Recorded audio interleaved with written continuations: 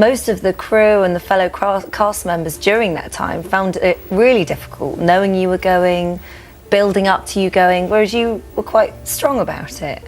Yes, because it wasn't the end of Pat at that point, and I think now it's been transmitted. I think that's when my grieving can start, if you like. For over a quarter of a century, she was the brassy, bold heart of Albert Square.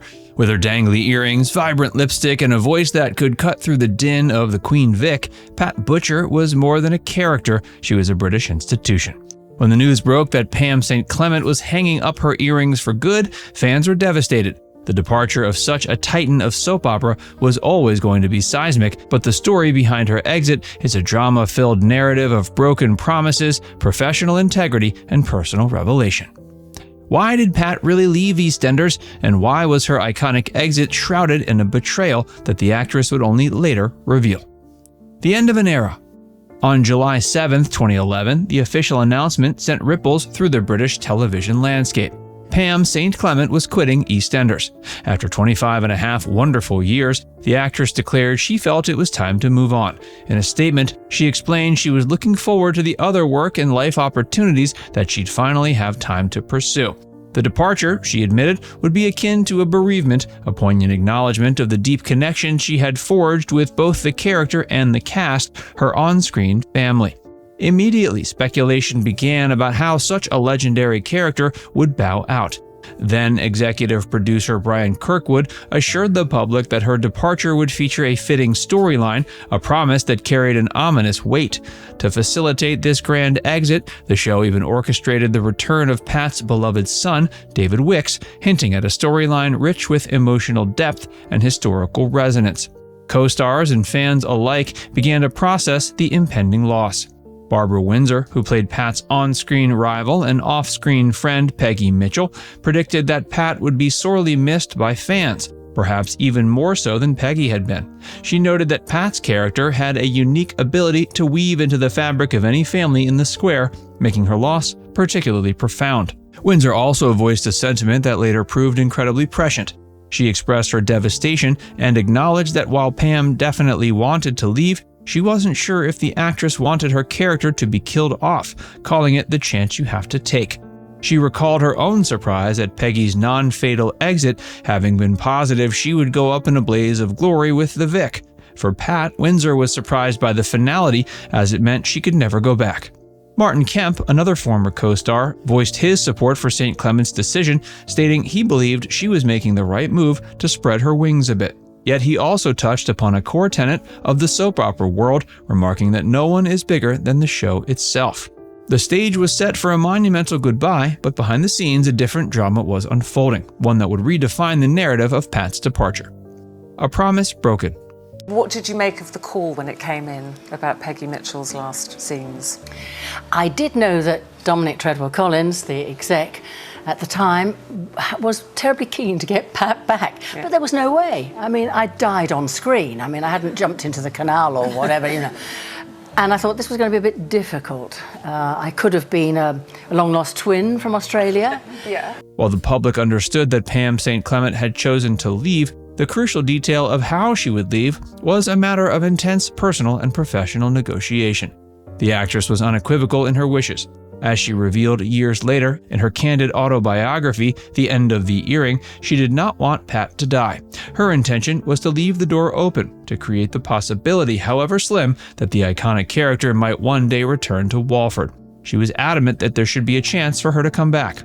To ensure her wishes were understood, St. Clement took direct action. She explained that when she felt the time had come to hang up the earrings, she took executive producer Brian Kirkwood out for dinner to broach the subject of her departure. During that pivotal conversation, she made her request clear. She reported that one crucial thing she asked for was that Pat shouldn't be killed off. According to Pam, Kirkwood's response was unequivocal. He assured her Pat would not be axed. To solidify the understanding, she had a similar conversation with John York, who was the BBC head of series at the time. He also took her for dinner, and she recalled him looking straight into her eyes at one point and stating that they would never kill off Pat. With these assurances from two of the top executives, St. Clement believed her character's future, or at least the possibility of one, was secure. The decision she thought had been made. But just a few months later, the ground shifted beneath her feet.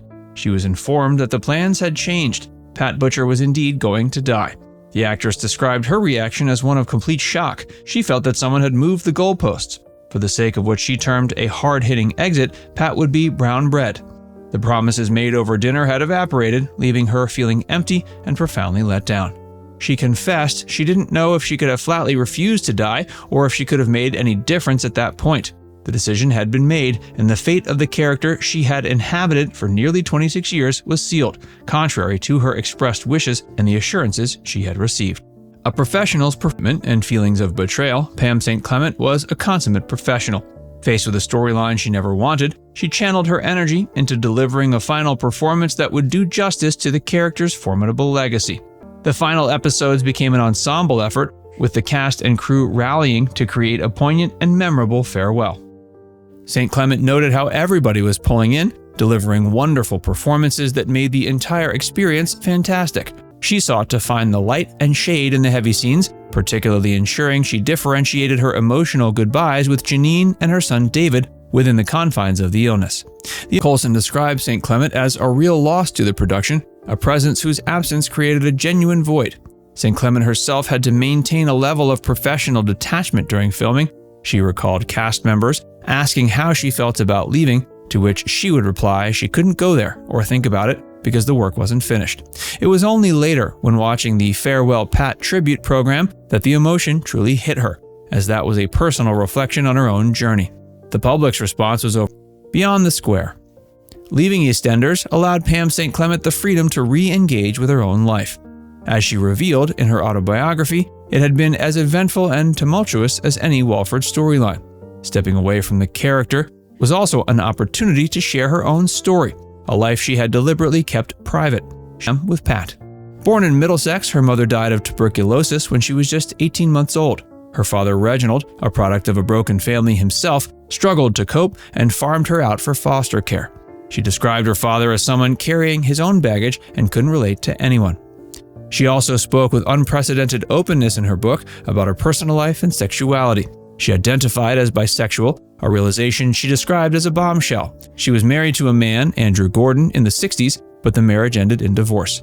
She later fell deeply in love with a woman named Diana, whom she described as an intelligent, witty, and fun woman with whom she settled into a happy and stable relationship. After a long period of quiet reflection following her Eastenders exit, she returned to the public eye for the Eastenders 40 Years of the Square documentary in 2025. In an emotional reunion with Ross Kemp, she reminisced about their time on the show and spoke movingly of her late friend, Dame Barbara Windsor. Now it's time to hear from you. What's your favorite memory of Pam St. Clement? Let us know in the comments section below.